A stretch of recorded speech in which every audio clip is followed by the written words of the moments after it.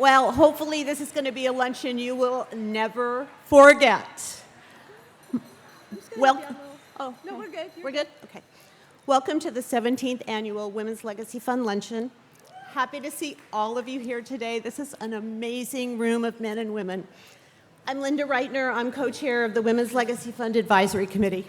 And hi, I'm Missy Reitner-Cameron. I am a member of the advisory committee. This is the first time a mother-daughter duo has ever emceed this event, and we are super stoked to be here.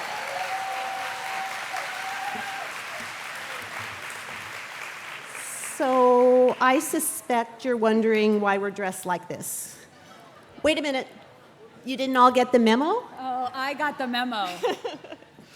As we were preparing for our remarks, I asked my friend, Dawn Barrett, oh, hi, Dawn, there you are, if he could come up with a joke, an icebreaker, just something to get things started. And I figured he'd give me a one or two liner, everybody would laugh. He came up with Wonder Woman costumes because, as he said to me, isn't everyone here a wonder person? Aren't we all wonder people? Thanks, Dawn. Thank you, Dawn.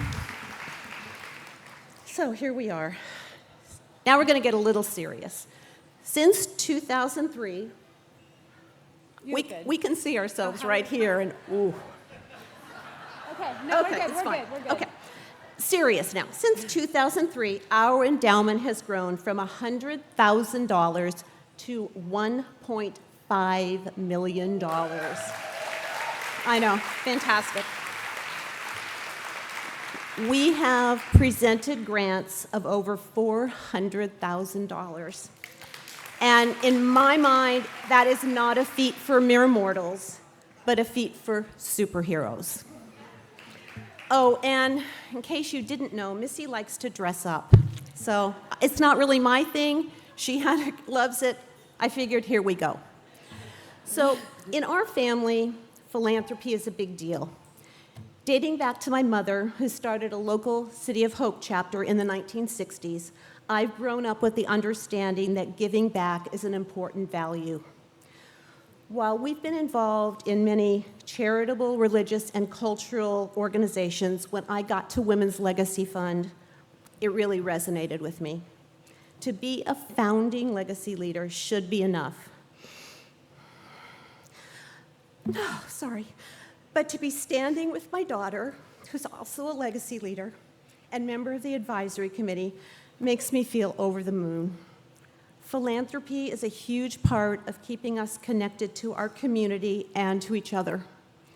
I teach our granddaughters the importance of giving, whether it be time, talent, or treasure, and hope that they will gain the same sense of community building and well-being that I've experienced. Women's Legacy Fund has been very special in my life. It's a clear way to help women and girls in our local community. Being a mother of daughters and a grandmother to granddaughters keeps me particularly focused on the needs of women and girls. Let me tell you, there's a lot of need here in our wonderful county, and I'm proud to be part of the organization which helps to focus in trying to make things better. I knew my daughter Missy, who many of you know from her active involvement in our community, would also get behind the importance of helping and raising up women and girls, so I asked her to get involved. She did, and I couldn't be happier. The Women's Legacy Fund is right up my alley. Helping the women and girls in our community is an absolute dream. And the fact that 100 women and men in 2003, each giving $1,000, made that dream a reality is just the best. And the dream continues. Thank you to every one of you in this room and so many others who have become legacy leaders and donated to the fund. At this time, I would like to ask all founding legacy leaders here today to please stand. Where are you, founders? Yeah. And now how about all legacy leaders? Where are legacy leaders? Stand up. We want to thank you. Thank you so much for your foresight, for your fortitude, and your continued support. Thank you. I also want to thank every one of you here today that has contributed to the growth of this fund. Thank you for continuing the dream. I would now like, I'd like to throw the microphone off. Just kidding, I'm not gonna do that. I'd like the Women's Legacy Fund Advisory Committee members to please stand up. Hold your applause if you can. I know it's hard. So I've got Sharon Becko, co-chair, Judy Barkley, Grenda Ernst, Nella Girolo, Emily Hurlbert, Shelley Higginbotham, Megan Mitchell, Ann Murphy, Janet Wallace, and Betsy Umhofer. I would also ask that anyone who has served on the advisory committee to also please stand at this time. Every one of you who's ever been a Women's Legacy Fund Advisory Committee member, please stand up. Thank you. Without you, we couldn't have done this. These are the superheroes. Thank you for your service and dedication in this wonderful organization. While the Women's Legacy Fund members and the fund have continued to grow, we as a group realized the need to bring in some more young people. We wanted to find out, how can we get more young people to be legacy leaders? And we answered that question with the Young 100. Oh, look at that. Props. The Young 100 is a way to get young people involved in this wonderful, wonderful group. It's basically, the Young 100 allows anyone 40 or under, this is flexible, to donate $28 a month to the fund, and in 3 years, they will be legacy leaders. This young group of women and men are super active in our community. They want to do more, they want to be more, and they want to change more than ever. Another item that our committee is super excited about is the upcoming study on the needs of women and girls in our community. The study, which we do about every 5 years, will help us determine the current areas of need and help us focus on them in our next series of grant giving. It's critical that we spend the time and money on this study, not just for our use in our community as a whole, but for everybody who lives in our county. We don't just think about San Luis, it's our entire county. We want to make sure that those who need the information get it. Despite the fact that we live in a wonderful and beautiful place, it is not wonderful for all. Some women and girls in our communities are suffering and struggling. Focusing on what the highest priorities are to make things better is one of the primary goals of this study. This tool will be shared with other organizations and governmental leaders to help them address these issues. We want to thank another Wonder Woman, Joan Gellert Sargent, for her donation towards the study and for her commitment to the women and girls in our community. Thank you, Joan. The study is ongoing, and it should be completed by the end of the year. Oh, I lost my cheat sheet. Okay, well, here we go. Just point. We want to thank all of our sponsors here today who supported us. We could not do this without you. Actually, this is an amazing group. We couldn't do it without you. I know. Oh, gosh. But a special thanks to our lead sponsors, Adamski, Morosky, Madden, Cumberland, and Green, LLC, Garcia Wealth Management, there you are, Glenn Burdett, They're over there. you see him? Oh, Oh, 3i Design. oh, hi. Okay. JTS Modular. Where are you guys? I had a whole cheat sheet, and right now there. I don't. Ah, good. Right, look, he's shy. Oh. Don't be shy. Yeah. Lewis Financial, right Oh, here. yeah. Hi. Mechanics Bank is right there. Pacific Premier, right here. Yeah. Ryan Ross. Where are you, Ryan? Back there. Oh, there you are, guys. Hi. San Luis Ranch, Yes, right there. Hi. Sierra Vista Regional Medical Center. And, sorry, CESLOC. I forgot.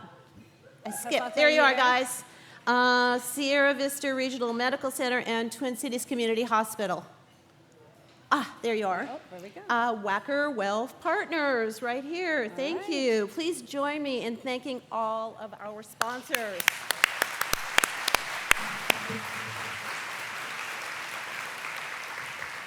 We also want to thank Tally Farms Fresh Harvest for the beautiful gourds and pumpkins you guys see all around. They make this room look absolutely beautiful. Please, please, please take them home with you. Decorate your house, decorate your yard, give them to a neighbor kid. They will be so stoked. This is a great time because it's almost lunch. Everyone's starting to get their food. What a good time for you to look at this. This is the donation card. You should check it out. Please talk to your table ambassador if you have any questions at all. It might be under your dessert. Oh, so eat your dessert first? Yeah. I don't know. And we're going to be back shortly, so thank you and enjoy your lunch.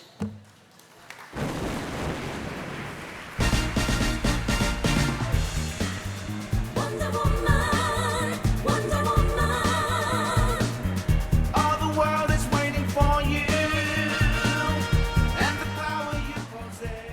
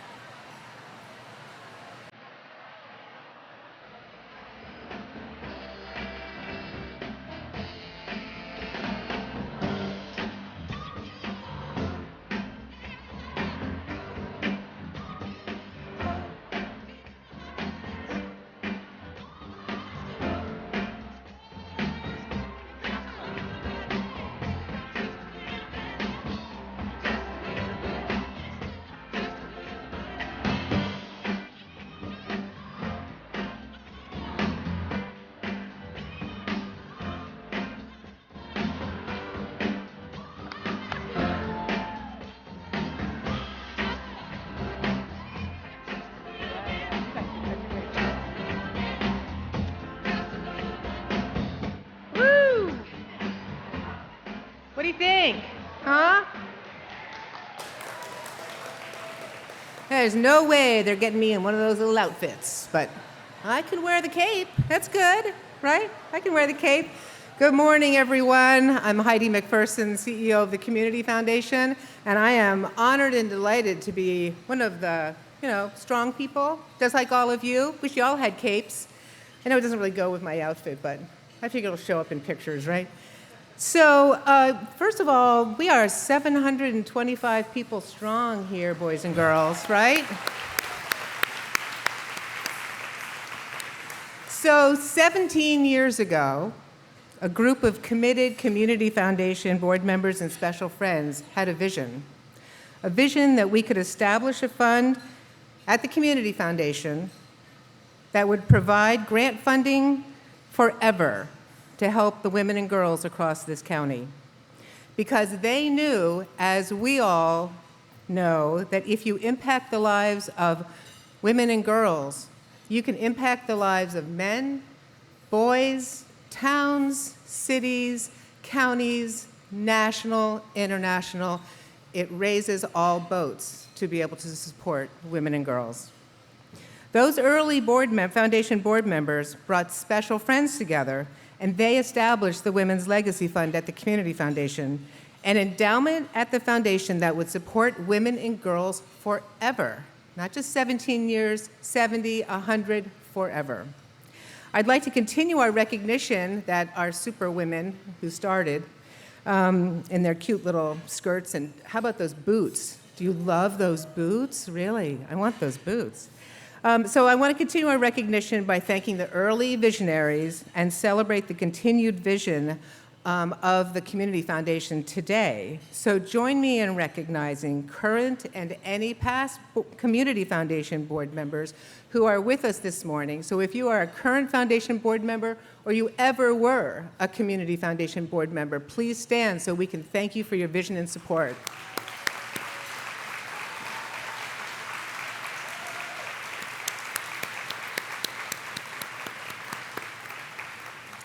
Thanks to all of you and so many men and women across the county, Women's Legacy Fund, as you heard earlier, is over $1.4 million in the endowed fund and has awarded over $400,000 in grant support to many nonprofit organizations who are doing the incredible work every day on the ground to make a difference for women and girls.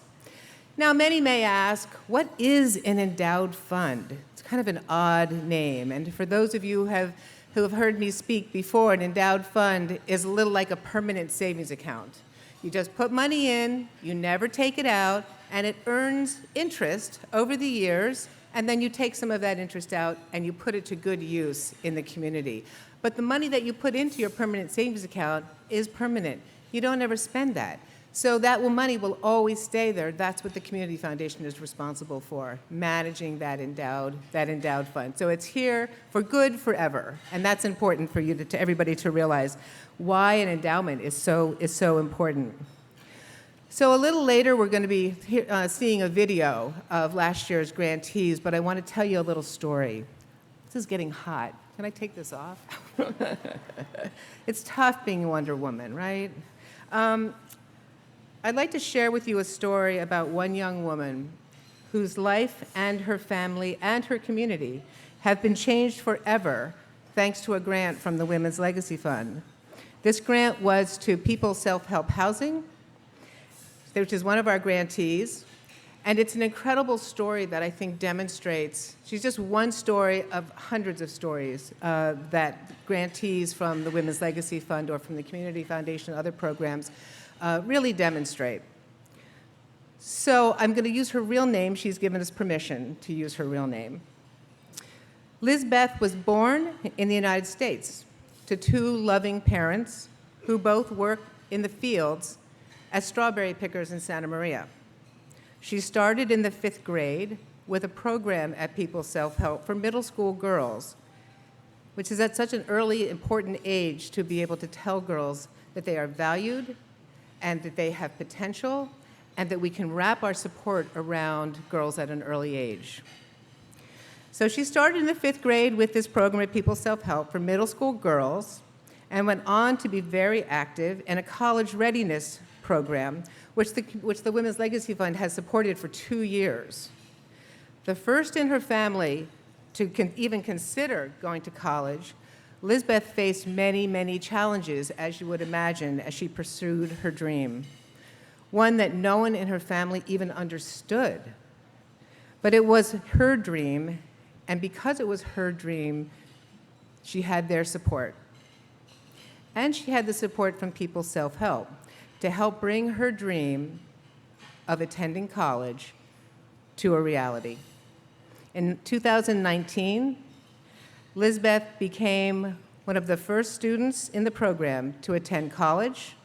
She studied abroad, and she realized her dream of not only attending college, but she also received her BS degree and ultimately a master's in social work from Columbia University. This is the daughter of Santa Maria strawberry pickers, right?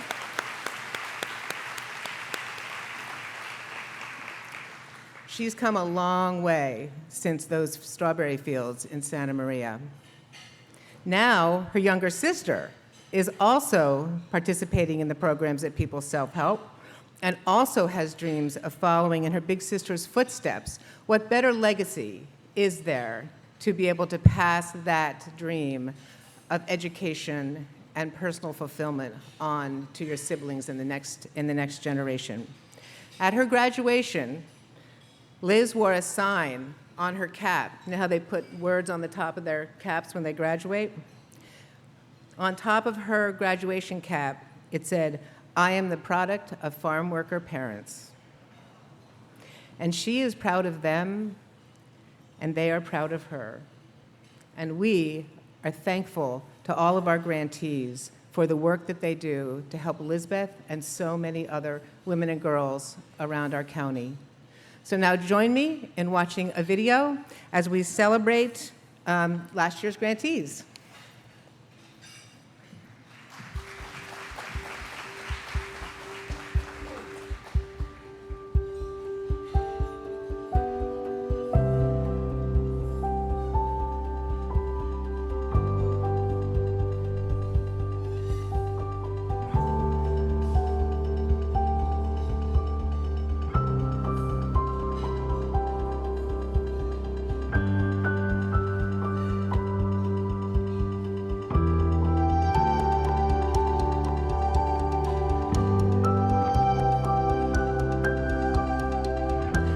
RISE is an organization in San Luis Obispo.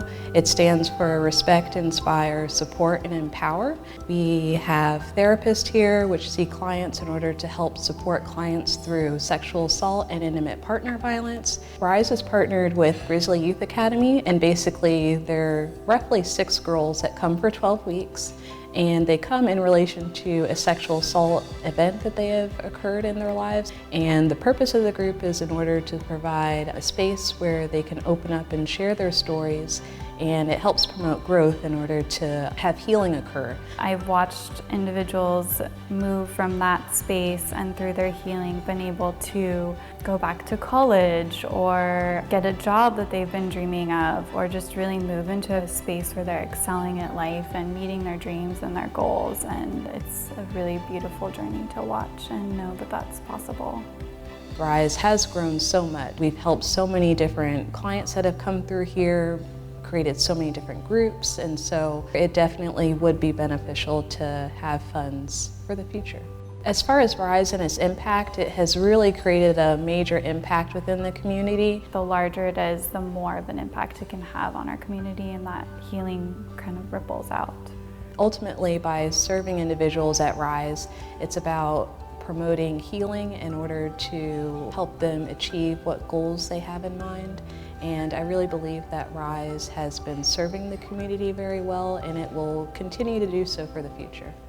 We're actually the largest non-profit developer of affordable housing. The wonderful grant that we received from the Community Foundation went to our celeb program, which is part of College Club, an important component of our education program. When it comes to Celebrate is really an expansion of our College Club, which looks at helping students that are in high school, giving them the resources and the skills they need to be able to apply and to get into college and become successful adults. So one of the benefits and goals of Celebrate is really to better prepare these students for when they go to college, but also for their lives after college. They're covering all kinds of subjects, not just from financial management to college applications to the challenges that a young Latina woman has trying to build confidence and work in a family environment and in a community. So it's pretty comprehensive. We look at different stereotypes that prevent them from going to college. We look at different inequalities that they might be facing. It might be linguistic barriers that they're facing that prevents them from going to college. And this is really what encompasses what Celebre is. One of the great things that I think that really helped with Celebre was that they brought in guest speakers. They would talk about how to deal with your own money, mental health. We took an after-school program that we do, and with the Women's Legacy Fund, we were able to create an innovative program that really targeted this particular demographic, young Latino women in our community. And the point is to encourage them and tell them they can go on to higher education and they can achieve those dreams. I want to graduate. I want to go to college. I want a job to help my family, because I want my family to be happy. We're so happy to be able to introduce these resources to these girls so that they can have a better future for themselves. Without the support of the Women's Legacy Fund, this program would not have been available and that young lady would not be going on as many other young ladies in the program are going on to higher education. This funding from the Community Foundation, aligned with our Celebra program, is some of the most important, impactful, and personally emotional funding that we receive, because we can just see this money in action, improving people's opportunities and just making wonderful, wonderful community members of our young girls and women. With Celebre, it made me more aware of the resources that I have. I used to not be able to think that I was able to go to college because of money. I know that I can go to college now, not just how I used to think where it's like it's too expensive. I really saw a lot of girls benefited from the program that we had here. Even though it was our first year, I really saw a lot of differences in the girls. They really enjoyed the different projects that they did. They enjoyed the field trips that they did. And we think that more resources would really allow us to expand beyond just this property or the other properties that we went to, and really getting as many girls as we can and really helping them to be able to navigate through their educational and career goals.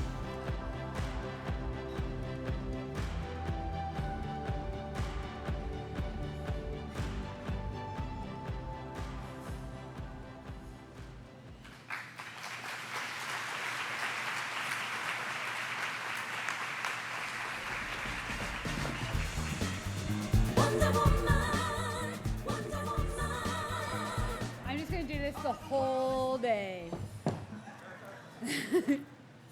We're back. Hi. So I want to tell you that there have been some requests for pictures with Wonder Women. We will be available in costume after the event at the Step and Repeat. Anybody wants to have a picture with us? Feel free. We'll be there.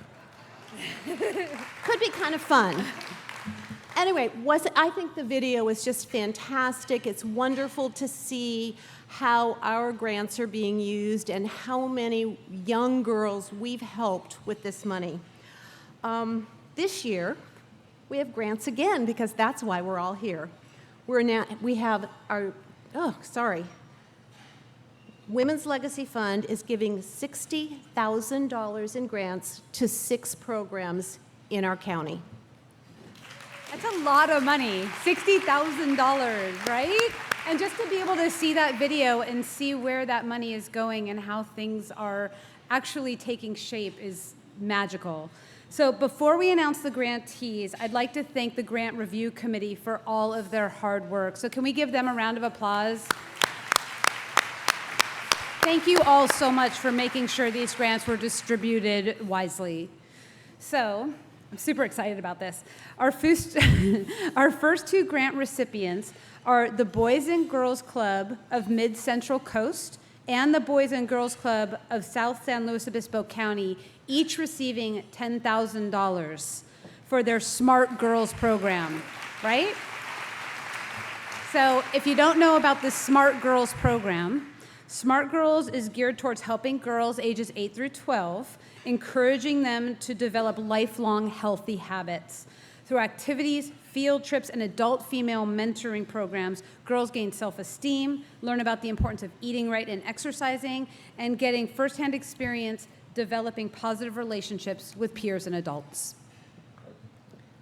A $10,000 grant is going to the Community Action Partnership of San Luis Obispo County for their Dads and Daughters program.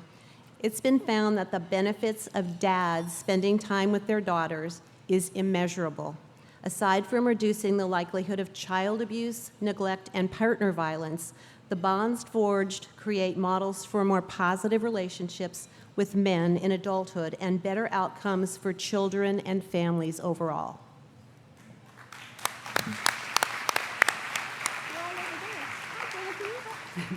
Next is $7,500 grant to the French Hospital Medical Center Foundation. This is for their Dove Girls Self-Esteem Program, which empowers girls ages 8 to 12 with the skills, knowledge, and support to overcome gender inequities and stereotypes, and to build resilience. Biannual self-esteem workshops reach an estimated 240 girls every year. Plans to expand the program to include monthly self-esteem support groups will offer continued support to graduates from the workshop.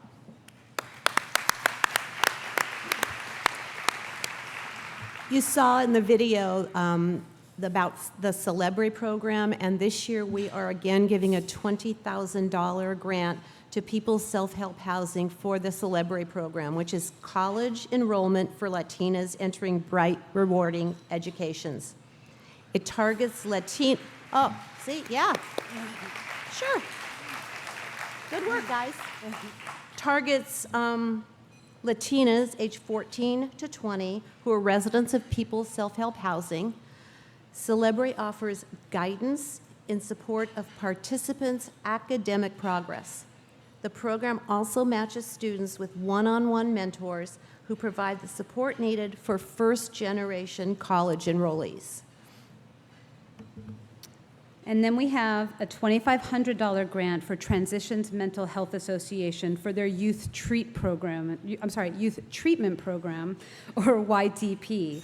YTP is a 6-bed residential program serving young people who require 24-hour therapeutic mental health care. This funding will provide a group of young women who have emotional issues, learning disabilities, and social adjustment issues, an environment that will foster positive growth and greater self-esteem. All of the grantees are sitting here in the front. I'm going to ask everyone in the audience to please stand and thank them for all of their hard work and dedication to the people and women and girls in our community. Thank you all so much.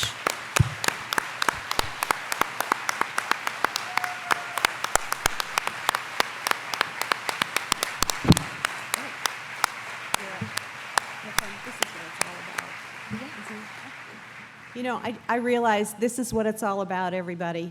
We're helping these people, they're helping young girls. It's why we're all here, and I thank all of you. So now, with that being said, I am very lucky today to introduce someone who needs no introduction, pretty much. Bob Wacker is the chairman and chief investment officer of Wacker Wealth Partners and a dear friend. When our committee started talking about who we wanted to do the ask, because that's what he's coming up here for, everybody, be prepared, Bob's name was top of the list, and we couldn't have thought of anybody better. Bob is a successful business person and very involved in nonprofit activities. Bob, with his wife Debbie and Wacker Wealth Partners, has supported the Women's Legacy Fund and our annual luncheon for many, many years. We're honored to have a true superhero with us today to tell you a bit about why he supports Women's Legacy Fund and how you can support us as well. Bob?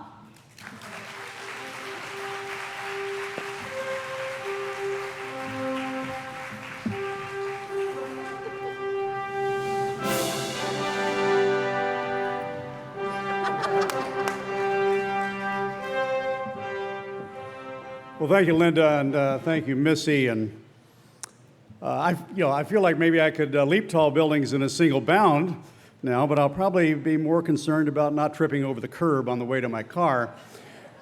I know that my 4-year-old granddaughter would think this is really cool, although she might think that I'm a princess, not necessarily a superhero, because she's really into princesses. Now, I know what you're thinking. It was probably the same thing that I was thinking when I was asked to do this. Wait a minute, he's a guy.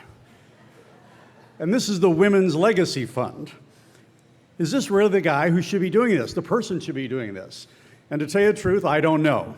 But I can tell you that I was pleased and honored to be asked, and I welcome the opportunity to talk to you today about supporting the Women's Legacy Fund.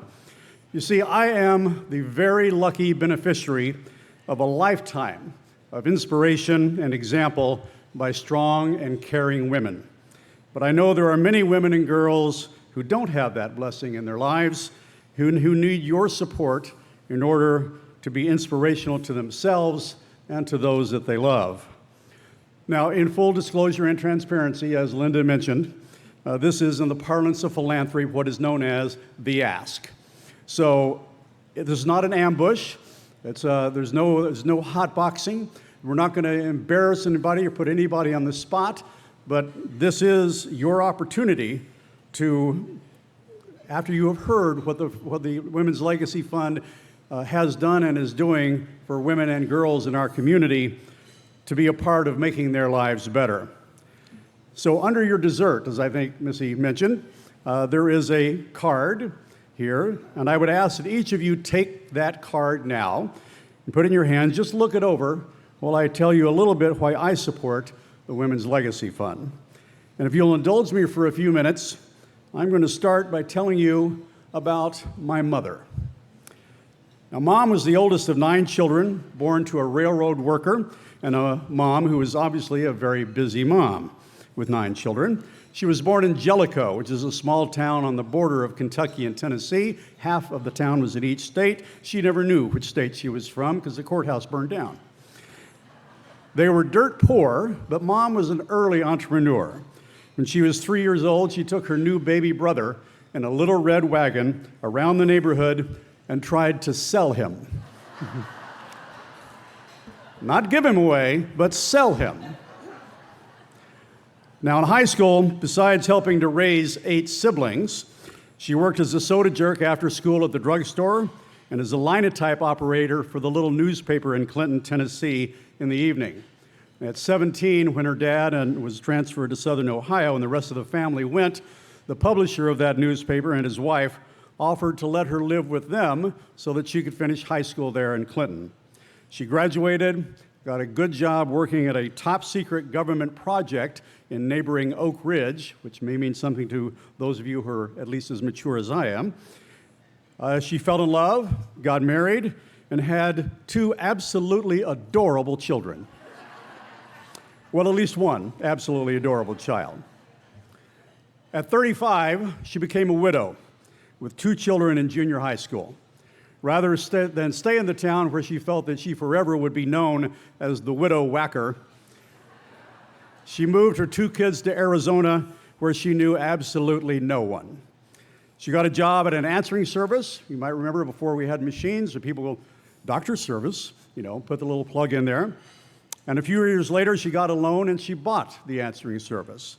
A year after that, she got another loan and bought another answering service. Her employees were all women, and it was not uncommon for a new employee to live rent-free with us while she got on her feet financially. She not only employed them, she guided them, she mentored them, just like she did with everyone in her life. She fell in love with and married the most decent man I've ever known. And together they gave their time and their talents to people in need and buckets of various charitable, worthy causes. She was bold and smart, hardworking, kind, an outrageous ham who cheated shamelessly at password, and she was my role model and my hero.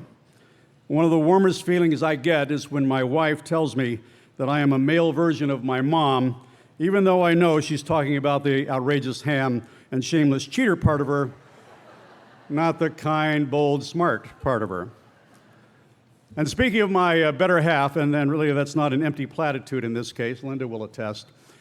Debbie is a retired professor and active CPA, but her life is service, not just to her family, and her church, and her friends, but especially to people who are less advantaged. And frankly, that's a big group.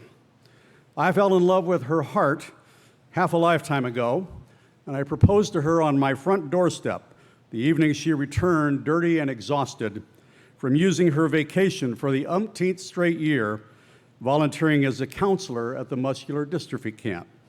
She was creating joy for kids who would likely never be adults. And she wrestled them in and out of their wheelchairs and out of the pool and in and out of bed. Thank God she said yes to my proposal, for I shudder to think what kind of human I would be without her in my life to inspire me to be a better person. Now, many of you undoubtedly have your own stories about women in your life who have inspired you. But most of us here today, in this generally very fortunate and blessed crowd, rarely see the women and girls we were talking about a while ago who simply don't have the chance to be great on their own, let alone be an inspiration to others. I don't see them, but I know from talking with those who do, like my ER nurse daughter and her public defender wife, that there are countless girls and women right here in our affluent community that are victims of neglect and bullying, physical and emotional abuse, addiction caused either by despair or by trying to belong, lack of education, lack of self-esteem, lack of opportunity. The list just goes on and on and on. Now, sure, there are men and boys who face the same afflictions, but let's be honest, fellas, if they were making comparisons, it's not even close to even. Girls have a much tougher time. So on the card that you're holding in your hand, there are opportunities to be a legacy leader. If you're already a legacy leader, to be a sustaining legacy leader. If you're an emerging philanthropist, you can become one of the Young 100. What a great number, a great name, rather. I would love to be known as, I'm part of the Young 100. Nobody says that anymore.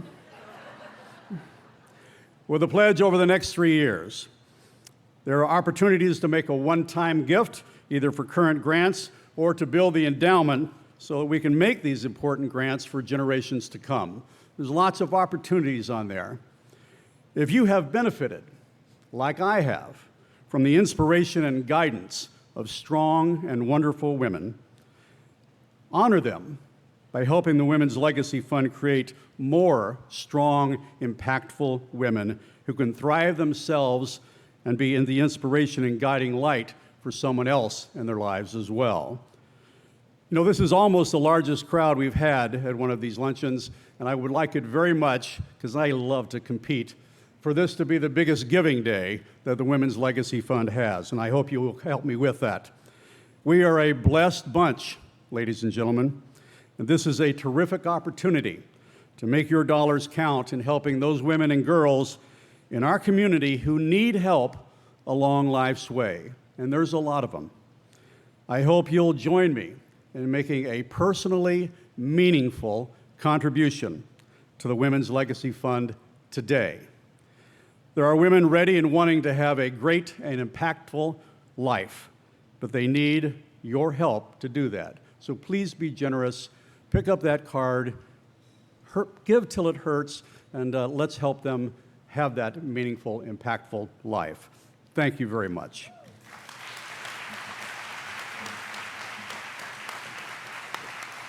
You might take that. Okay. Yeah. Wowzers. Well, that was pretty amazing, wasn't it? Yeah. If you're not filling out your cards right now, I don't know It better what else. be because you're clapping for Bob. Can we do that again? He was amazing.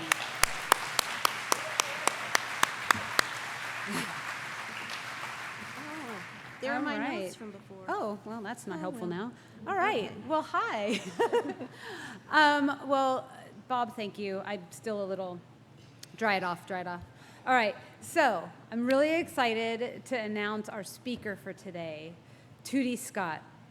Tootie Scott is the co-founder of Changemaker Strategies and a consultant and coach to groups working on the front lines of social change. She didn't want me to read her whole bio, so I'm not gonna, but I have to read a couple things because wowzers, all right? After a 30-year career in women's leadership, Title IX protections, and strategic philanthropy consulting, Tootie is focused now on engaging people in gender lens investing, philanthropy, and advocacy. She's basically a badass. She is vivacious, she is exciting, she loves to paddleboard. I mean, she basically could move here and fit right in.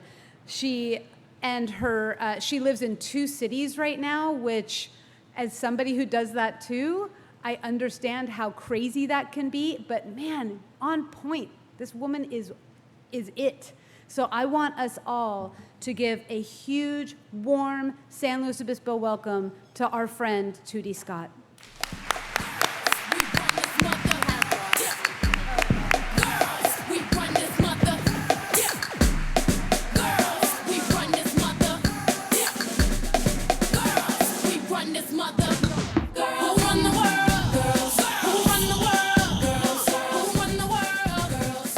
That's what we're going to do. We're just going to dance. So that's my new one-line bio. Tootie Scott, badass. I'm working with that. Thank you, Missy. Thank you, Linda. Thank you all for being here. What a pleasure it is to be here. I've truly been inspired by this community and the energy and passion and beauty of Mother Nature here. Last night, I spent time with the Young 100, girls who rule the world, or are doing it right now. And we had some great questions and conversations about how to be the change they want to be in the world. I also had the privilege of sitting with the Community Foundation, some advisors and partners, and we talked about impact investing and how we can make sure we're aligned with our values, with where our assets are held, and also where we grant make. So I'm starting these conversations, and I'm enjoying meeting the leaders here. And this is my passion, really my mission, to share with you all and learn about who you are, what matters to you, and kind of be a catalyst in our combined efforts to make the world a more just and equitable place. A huge thank you to Heidi, Sharon, and Linda for inviting me to be part of this community and share my ideas. Philanthropy is really the love of humankind, not mankind. And we are gathered here today because we have placed a value on women as change agents, catalyzers of what is just and what is good, and as creators of community. I am all in with you on that as our shared philosophy. Audre Lorde said, "When times are hard, do something. If it works, do it some more. If it doesn't work, do something else, but keep going." Giving to and investing in women and girls works, so we need to keep going until there is truly a critical mass of us in the game of investing and giving with a gender lens. My objective this afternoon is to share some personal and professional stories with you and to inspire you to know more deeply who you are, to know what matters to you, and to know where you can make good change. My hope is you will then move to do something even more powerful with that knowledge, to turn it into thoughtful and impactful action.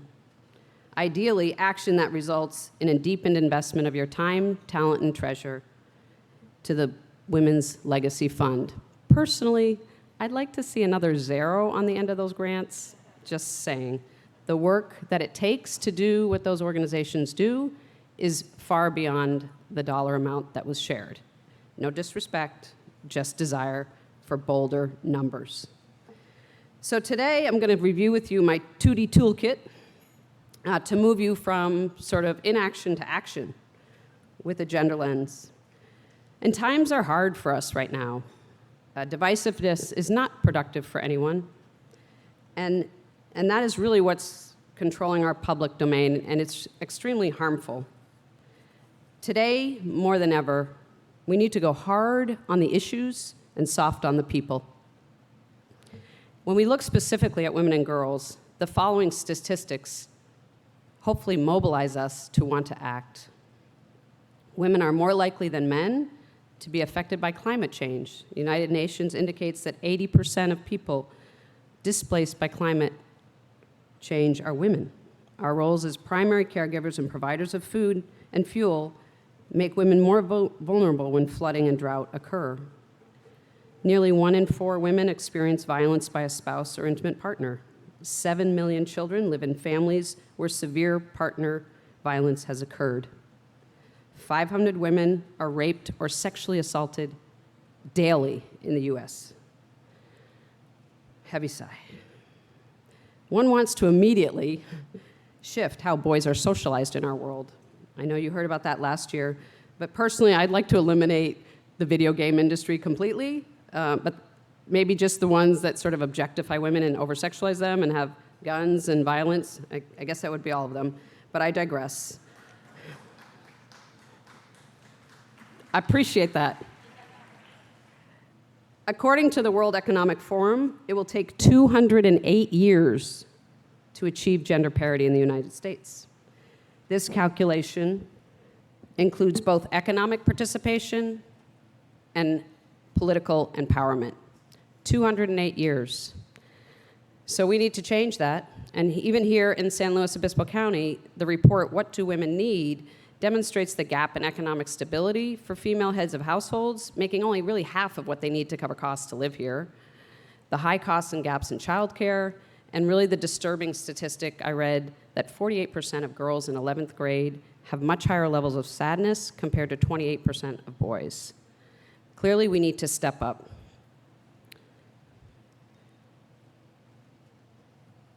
On the plus side, Melinda Gates has announced that she's investing $170 million to fund global women's equality with a new focus on women's economic empowerment, connecting women to markets, making sure women have access to financial services, and empowering them to help themselves. We aim to help tear down the barriers that keep half the world from leading a full life. She added, simply put, when money flows into the hands of women who have the authority to use it, everything changes. Data from multiple sources, Catalyst, the World Economic Forum, Credit Suisse, demonstrate that women in leadership matters to a company's bottom line, to its volatility, to its investment in research and development. And I know here in San Luis Obispo, the Women's Legacy Fund, similar to the hundreds of other women's funds that I've worked with across the globe, you craft your work for women and girls with an approach of convening, advocating, investing, influencing, and really appreciating the work, all with the goal of transforming your community for the better. My life's work is very similar. I've been a badass, otherwise known as an advocate, convener, influencer, or investor in women and girls, because I believe in it. So I'd like to tell you a little bit about myself. Appreciate the shout out to moms. I'm the daughter of Roy, a science teacher and carpenter, and Susan, a swim teacher, book lover, and weaver. We grew up on a farm in Dumbarton, New Hampshire. We had an acre of vegetables. Shishk and kebab were our sheep. T-bone was our cow. And bacon was the pig. So you get the sense there, right? So my mom was an activist, artist, hippie. We were on an organic farm long before it was trendy. She shielded us from anything that was sort of hyper-consumerism. There were challenges, to be sure. She had 6 pregnancies in 7 years. I was the youngest, born when she was age 23. My father was institutionalized when I was 6. He didn't really get sober until he was 30. He wasn't really appropriately medicated till his 60s. Amidst the intensity of struggles, what I remember most was really a sense of abundance and creativity. My siblings and I sure, Robert Wood Johnson has demonstrated the adverse childhood effects that people experience after growing up in such settings. But I didn't actually feel that at the time. I didn't feel poor. I really felt full of possibility. There's the frustrated little redhead in the center there. That's me. Clearly dismayed that I had to wear a dress. My mom was resourceful in feeding and caring for us, and you'll appreciate that she used all sorts of fabrics, and these dresses were all made out of some curtain material she had. So she passed on all of her sort of treasures to me, her creativity, her confidence to encourage to be who I am, be a positive force wherever I am. And we truly learned self-determination and humor as survival tools. And every environment I get to be in, I get to model what Mom taught me, which is that everybody has something to give. We can all give a smile, a kind word, an expression of gratitude. That is the love of humankind. The important image here really is the basketball hoop. I truly believe that basketball saved my life. Sports gave me a college education and incredible life opportunities.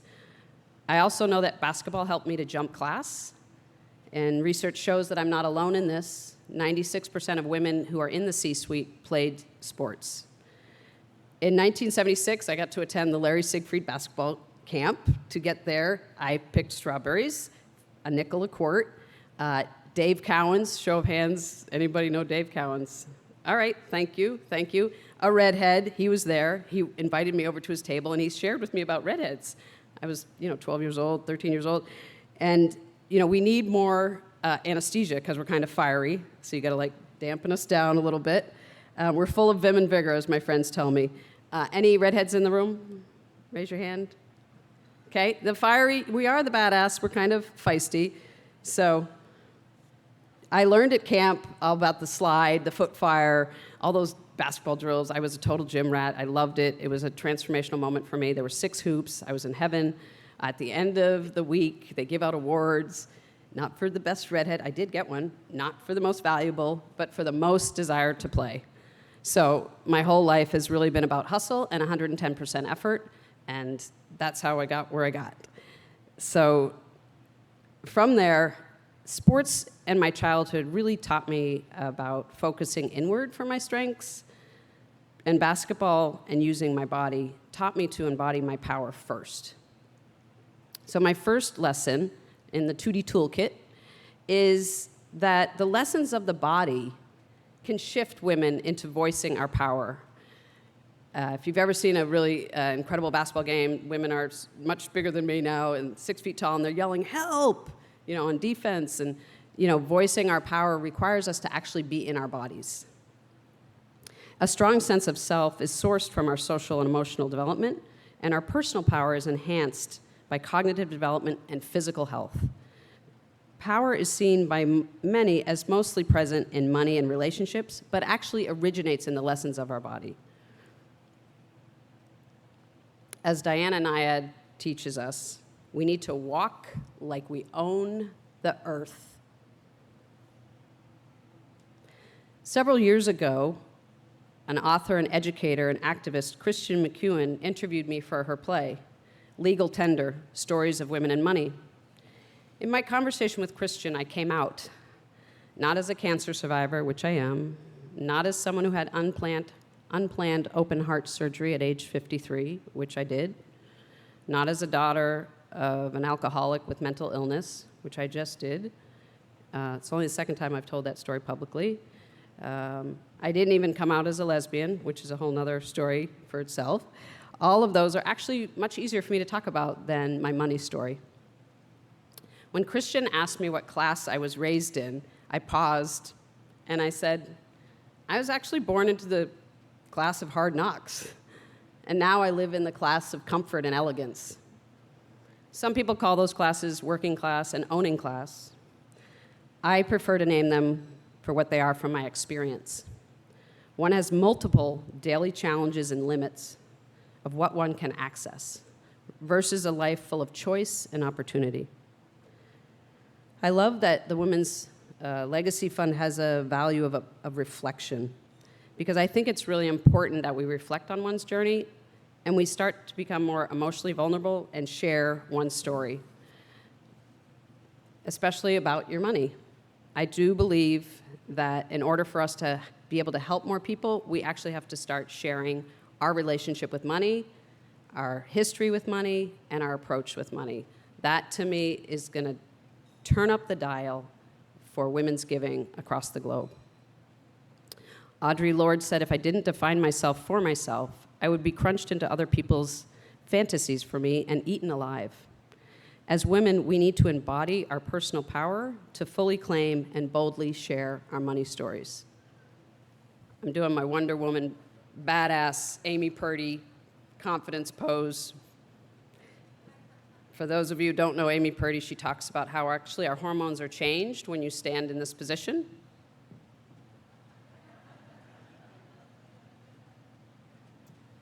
You have to do it for 2 minutes to have it work. I digress.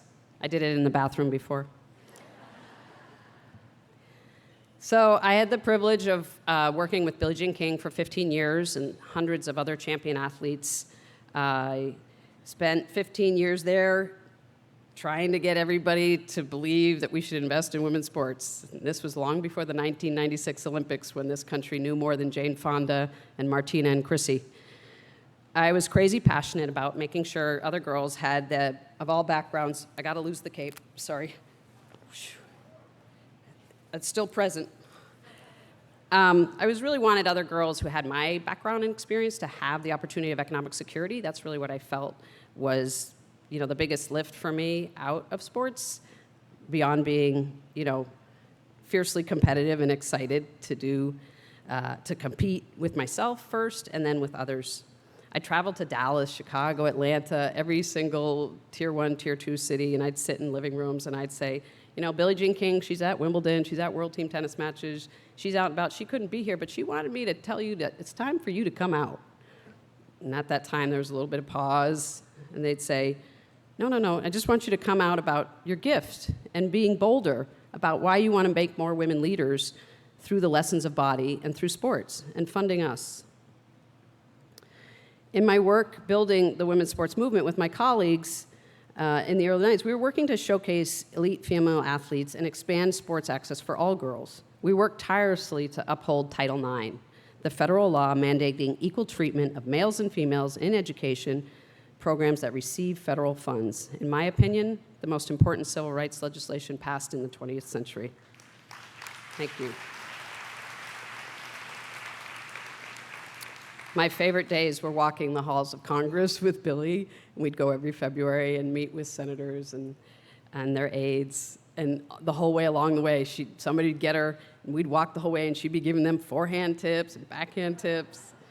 She signed every autograph. Gracious, gracious leader, all that you've seen her to be, and all that she embodies is who she is. So the interesting thing about being in the work of women's sports and building the women's sports movement is we actually never named patriarchy. We never talked publicly that actually we were disrupting the assumptions around gender roles and gender norms and giving women the power to live inside their body. And of course then, ultimately, we built sort of a matriarchal leadership model with all these women currently now in the C-suite. At the time, the work we were doing, we were intentional about focusing on race, ability, and sexual orientation. No one else at the time was standing up when the Rutgers University champions were called hoes. No one else was standing up to make sure the double amputee could run in an NCAA race. No one else was defending the Olympic coaches, plural, Olympic coaches, who were fired because of their sexuality. The movement has been built, and all the Women's Sports Foundation pioneers can really take credit for the organizations that are out there now convening and advocating for equitable pay. I was thrilled to be on literally front and center when we launched all the professional leagues. Don't make an assumption that these are just here and they're equitable in the men's leagues, because they're not. The pay is not equitable, the marketing is not equitable. I hope you all followed the moment of the World Cup.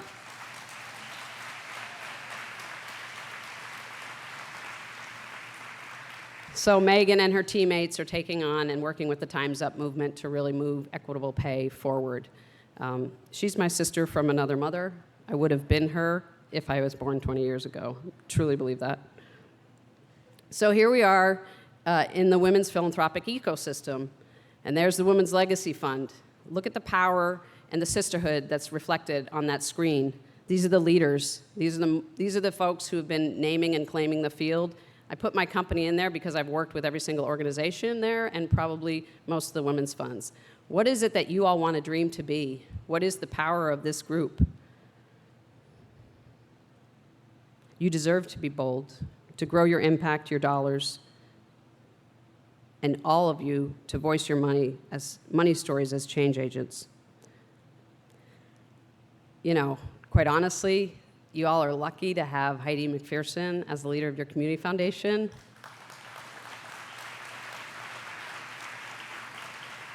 She's the original badass. She's got a few years on me. But in the women's funding space, what an honor and a privilege it would be to be a staffer who got to be out front marketing and selling this organization every day beyond this luncheon, and to get even more people and deeper investments so we can add at least 2 zeros to those grants, because it's needed and it's warranted, and there's money in this room, pretty sure about it. So my second toolkit is that we need to own where we fit into or not fit into power structures. I believe there's overlap in gender, money, and power. It's critical in strengthening ourselves as advocates, activists, and influencers. Power is deeply embedded into philanthropy. There is often power over in grant making. The women's funding space has really lifted up the concept of power with. Okay, I'm gonna stretch your mind here a little bit. Kyriarchy is a term dominating of the masters that Elizabeth Floresia named. And these systems, patriarchy and kyriarchy, so kyriarchy extends our identities beyond simply sex and looks at everything from class, ability, language, education, and gender expression, sexuality. So they kind of reinforce each other, right? The concept of patriarchy and kyriarchy, they come from the same idea that only one person, one category of person, should have domination or power over all the others. This domination matrix shows all the identities on the top being dominant and the ones below being without power. So if you look at the various axes of oppression on this slide, my power has been rooted in my pale skin, my credentialed education, maybe my attractiveness, but not so much my sexuality, being female, or growing up working class poor.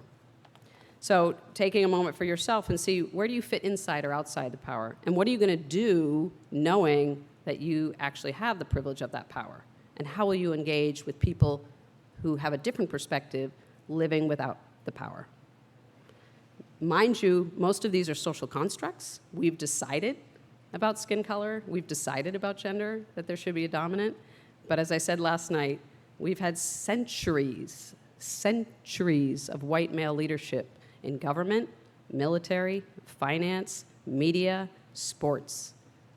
Any other sector, anybody want to name? But I think it's time to just look at people who don't look like white men. And thank you for this gentleman at my table, Henry Ramos, who said to me, I do believe it is time for men to step aside and let women lead.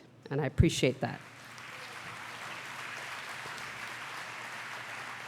I've been doing this work a long time, and we haven't had that sense of humility and generosity of spirit and appreciation of women's voices and hearts and minds to put them into places of leadership. And here's a reality check for you. So you're thinking about in the US how we're challenged. Look globally and think about how our sisters across the world are held back and arrested for basic human rights. We find ourselves in this country just fighting for space or airtime in the boardroom, the newsroom, the office. We advocate for voice and representation in the houses of government, locally, nationally. We stand up for our own safety and security with our bodies in public spaces. And we struggle to feed and clothe and educate our children. Always trying to campaign to close the inequitable gaps in our economy. In my humble opinion, you all need to be funded much more significantly to address the gaps in this county.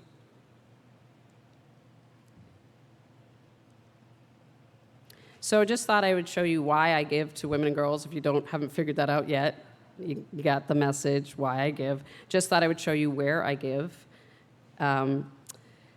Many of these are former clients that I had the privilege of working with. Some of them are boards or organizations I founded called Women Win, with some other fierce women working in global sports. Most of them are coalitions, because I believe in collaborative and coalitions. Two of them, one's working on equal pay, one's working on women in office. The headline in there is you'll see my family, the Scott family. I support my siblings who live paycheck to paycheck whenever I can. and try and help them out. It's part of my money story, which I'm learning to talk about with much more grace and ease. I left the Women's Sports Foundation and I started my firm, Changemaker Strategies. I've had decades of coaching extraordinary leaders in the private and public sector, strengthening organizations, and really from my work with these clients and organizations, I've captured the next most important toolkit that I want to leave you with here, which is we need to showcase our values. We need to showcase them front and center, and then we need to reevaluate them and maybe shift them when necessary, right? Any good quality organization or leader does this well. They keep their values front and center. My investments that you saw, my client list, reflect my values of collective action, women's voices, equity, and whole-bodied leadership. As we embody your approach that you all have of reflection and examine our values, research shows we must also include learning and talking about failure. So 2 leaders in this space, Rachel Simmons and Carol Dweck. Rachel's a New York Times bestselling author, and she's sort of a girl guru out there. And she believes, and I agree with her, that learning to fail is a skill like any other. And it takes practice. And we have to learn how to thrive in spite of even our most epic failures. Carol Dweck takes this another step forward. She's a psychology professor at Stanford, and she calls the belief, when you believe that failure is a dead end and not just a stop on the road to improvement, a fixed mindset. What we want to have instead of a fixed mindset is a growth mindset, the ability to see failure as an opportunity to learn and grow. Women, with all that's put upon us, this society that wants us to be perfect, it's hard for us to fail. And I want to have you let your hair down and have it be okay that you fail. And I remind you, as a really, really good basketball player, you miss 6 out of 10 times. So you learn the place of failure in sports, but we also need to, make sure that we are modeling this for our daughters, our sons, our nieces, our grandkids. We have to show them that if we make donations to organizations that maybe not deliver at the level we want, if somebody runs for office and they didn't get elected, when we attempt to invest our funds and maybe it didn't go well, that's okay. That's part of life. Billie Jean always said failure is feedback, right? It's every time you take a shot, every time you hit a ball, it's like, why didn't it go that way? Okay, that's just feedback. So you just feedback. So if we can embody that, that would be great. And this all stems from, from our values and sort of shifting our values and telling our stories without regard to whether there was success or failure. And this is really how innovation happens. And my failures have really come when I haven't, put my hair up and had the hard conversations with men who tried to dismiss me or other board members who didn't agree with me. And so I'm getting feistier and feistier in my young age to just stand up and be like, no. Actually, this is how I speak truth to power, all right? So whatever that looks like for you, we need to all speak truth to power. And however you embody that, I encourage you to do it. So we've now decided we're going to truly own our story. We're confident in our embodied power. We're using our voice to share vulnerable money stories and values, and we're encouraging others to do the same. At the same time, I hope we celebrate each other, right? And give each other the room to fail and room to grow. I also describe myself often as a point guard because point guards, what do? They make everybody else look good, right? They give them the ball where they want on the floor. They control the tempo. They coach. I've been able to do that for coaching women and self-aware men to lift up other women, to fund them, to underwrite their work, to read them, to quote them, to encourage their ideas and voices, invest in their startups, their companies, and their leadership. So I got to live my values recently when I was invited to be the interim CEO at Tides just a month or so ago. I was chair of the board. I've been on the board for about 10 years, and here I am stepping into this role, which is pretty bold and brave of me. It's an organization moving about $350 million for shared prosperity and social justice. We have our community foundation with a global reach, and we really provide impact solutions across the entire sector. So I feel like I hope to leave the role with a PhD in smart philanthropy, because they're really the leaders after 40 years of doing this work. And we work at the nexus of all change makers, policy makers, funders, And we bring together a really diverse coalition of mission-aligned actors to really scale positive impact. When our CEO stepped down, I was asked to step in. I accepted with the grace of my family, and now I'm in San Francisco, and as Missy said, and Denver, and hopefully continuing to share the impact solutions we offer. So you're the first audience that I've got to tell how I'm getting to really lead with my values. I stepped in. This is an organization that speaks to justice, teamwork, authenticity, and progressive social movements. And here I am at the seat. So I feel very honored, but it's a big hat to wear. So there you go.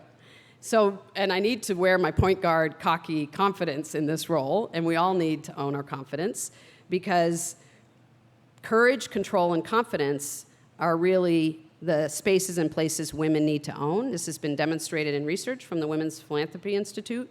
So more and more, we need to own our courage to take risks, control of our money, confidence to speak up, and take risks. So the interesting thing about this slide, right, is it highlights what a lot of women in this room might feel, which is that 56% of single women and 55% of divorced women worry about becoming a bag lady. This is across all classes, all income levels, all assets. In fact, 46% of women of influence, defined by the research as having postgraduate education, a senior title in a company, an income of 75% or higher, also feel they're going to be a bag lady. So the good news is, if we take control of our money, our quality of life improves. I was sharing yesterday with the group that we all need to schedule time on our calendars for fiscal fitness. So if we take control, good things can happen. Because guess what? There's a lot of money moving to women.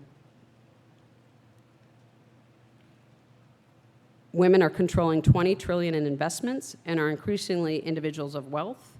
45% of millionaires. We dominate the workforce. We make 80% of purchasing decisions, 85% of healthcare decisions, and are learning more and more how to be investors in matching our values with our money. And now you know why the time is right for me to write my book, The Women Effect, Money and Power Moves to Change the World. I've got a great maverick publisher that is going to allow me to be mainstream or radical, my choice. I'm going to go with radical, which leads me to my next 2D toolkit, which is that we all need to be really courageous and bold and make moves that matter with our time, talent, treasure, and ties, our relationships, our people. And we can make these moves at any stage in our life. People also hear these things and immediately focus on money, but it's really just one place. And I think connections, community, sisterhood is a really important gift that we can give each other. And I don't want to dismiss that ever. Our talents are tremendously important to offer one another, as well as our sisterhood. So the question I have when I get to work with people in this space, I talk about thinking about your own budget. What did you buy every day, week, month? And did you actually reflect if your values were aligned with 10%, 25%, any percent of your purchases? And now you can do that. You can do that. There are apps across on the internet, on the web, the World Wide Web, that you can find places to assess whether a company actually matches your values. For me, I'm looking at women's leadership, right? Is the company held by women in a space of leadership, and is it through the entire through line of the company? Are they taking care of those folks? So these apps specifically buy up, and actually not buying it is the opposite. It's the ones that you can see that are shamed because of either their marketing or otherwise. You can, support people's leaders and companies that align with your values and have sourced in product and brought to market with the intention of serving the planet and people holistically. I saw here, even in town, on the street that I'm staying on, there's Mama Ganesh, and you can buy some local sourced foods and gifts right there. Equileap also screens companies on their practices of taking care of women. Kiva and I Fund Women and SheEO are all platforms where you can make contributions for women. If you can't get to the angel investing stage, you can give $500 and $1,000. It's pooled together. I'm a SheEO activator. It's pooled together, and then we make gifts to companies of $100,000 as startup funds. So there's a way for us to think about pooled giving, not only as grant makers, but also as investors in each other. Entrepreneurs can also post your ideas here as well. So lots of places to align your values and your money. So my call to action, I got many. I tried to succinct it down. I hope you heard some gems that you're going to take away. But really, I think I'm asking you to tell your story with embodied pride, to own your privilege and unconscious bias around identities, and also look at what biases society has placed on you, right? Jane Fonda had a great quote. She said, "Women aren't going to be able to fully own their power until men can be empathetic and cry in public." So what are the assumptions we've made about men and empathy and vulnerability? And what are the assumptions we've made about women being bossy, right? What's the assumption about a woman taking up too much space? So you can also then assess your values and see if they align with your resources, and then deploy your assets, your time, talent, treasure, and ties accordingly. My last call to action is there's an equity sheet in your book, and there's a care story. So the equity sheet is a really simple toolkit. I just produced a guide with Slingshot on money, gender, and power, a guide to giving with a gender lens. And so there's lots of tools in there, and I pulled out one that I thought would be helpful. Simple ways you can approach looking at where or where not gender equity is present and how you can step up as an advocate. I also have an opportunity for you to hear my care story. The care story is on the back of that checklist. And these are the prompts that you get to decide. My dream is that you all start verbalizing your care story with each other and showing the power that you're bringing to the room and the power you're bringing to the work. So I'm working on inviting women to own and mobilize their money and power. I am helping by bringing forth workshops, guides, and books for them to be courageous, confident, and bold. You can help by being aware of and naming your biases that influence your attitudes about women and men should or should not do in and around the arenas of money, leadership, and power. My impact has been seen on every college and high school campus and after-school program, every gym or league, where girls and women are becoming more confident and elevating their leadership potential as athletes. Results I imagine include a world with matriarchal leadership, that mothers are truly listened to and valued, that we have an economy that values caring, teaching, and arts in the same way that we value entertainers and pro-male athletes, and a world where businesses put people, planet, and purpose at the same level of impact as profit.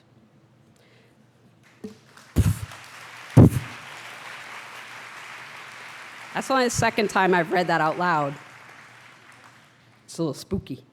So now you get to live your embodied power and stand up with me, and we're going to do a pledge. Okay? This is our closing pledge. You get your bodies moving. It's that time of day. You're getting a little sleepy. This is from the Girls Athletic Leadership Schools. Imagine if you were in a junior high or high school, and this is what you said every morning. I do this in my workshops with adult women, and they all take pictures of it, and they love it. So we're going to do it as a group. Okay? Whoops, we're not going to trample the kyriarchy yet. Sorry. That comes later, after you own your power. Ready? Say it with me. I know who I am. I know that I matter. I know what matters to me. I practice compassion for myself and others. I'm a valuable friend. I take good care of my body, mind, and spirit. Even the men can say this. I see some of you. I stand up for what I believe in, even when I may be in disagreement with someone else. I know I make a positive difference in the world in my own unique way. Woo! There you go. Thank you for listening. Thank you for inviting me to share my work and who I am. Thank you for your love of humankind. God bless.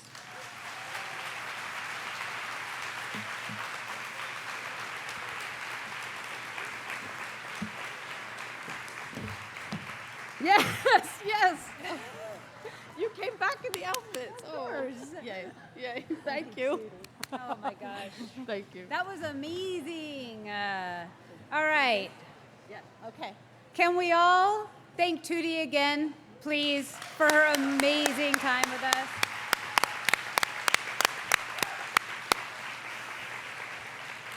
Well, this was an unexpected costume change, but in closing, we hope you will all support us today by either becoming a legacy leader, donating to sustain your legacy leader status, or make a donation to the Women's Legacy Fund. Please fill out your pledge card and either leave it on your table, give it to your ambassador, or give it to a staff member. Okay, and please remember, all these pumpkins and gourds are yours. So please take some of them with you. I would really appreciate it. I have a very little car. Also, is that up? Where's that slide I need, Erin? The most important of slides. Does everybody here know that there are 2 left-hand turn lanes out of the Madonna Inn? Do you see it? Look, there are 2 left-hand turn lanes. So please use them wisely and use them. I ask this, please, because you all know. Thank you very much for joining us. We hope we'll see you next year.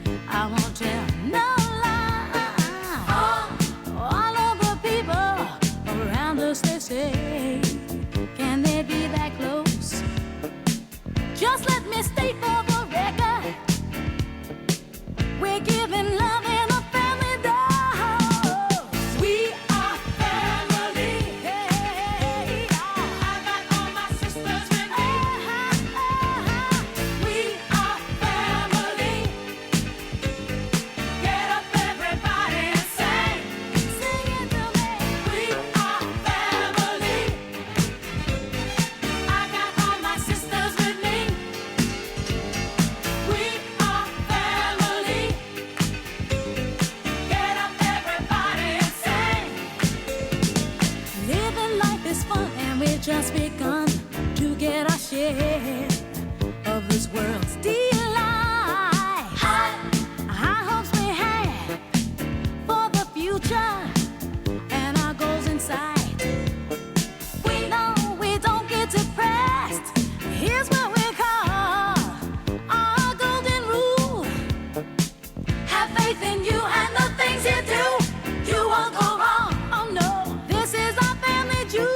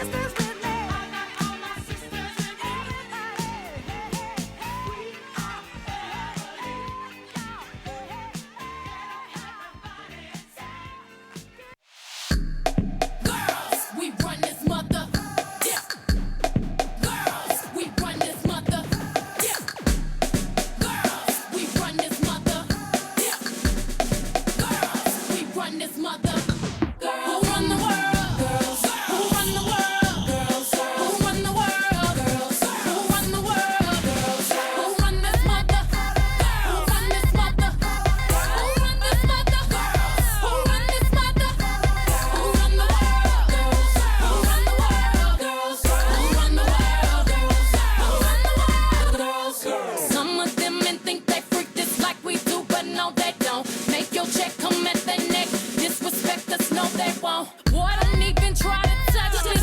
Boy, this beat is crazy. This is how they made me. Houston, Texas, baby. This goes out to all my girls up in the club, rocking the ladies. Who would buy it for themselves and get more money later? I think I need a barber. None of these niggas play me. I'm so good with this. I remind you I'm so hood with this. Boy, I'm just playing. Come here, baby. Hope you still like me if you pay me. My persuasion can build a nation. Endless power. Without love, we can devour. You'll do anything for me. Who run the world? Girls. Who run the world? Girls. Who run the world? Girls. Who run the world? Girls. Who run the world? Girls. Who run this mother? Who run this mother? Who run this mother?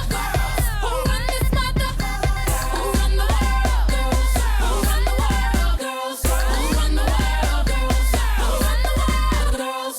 It's hot up in here, DJ. Don't be scared to run this back. I'm rapping for the girls who are taking over the world. Help me raise a glass for the college grads. 41 rollie to let you know what time it is. Check, you can't hold me. I work my 9 to 5, gotta cut my check. This goes up to all the women getting it in. You on your grind. To all the men that respect what I do, please accept my shine. Boy, I know you love it. How we smart enough to make these millions, strong enough to bear the children. Then get back to business. See,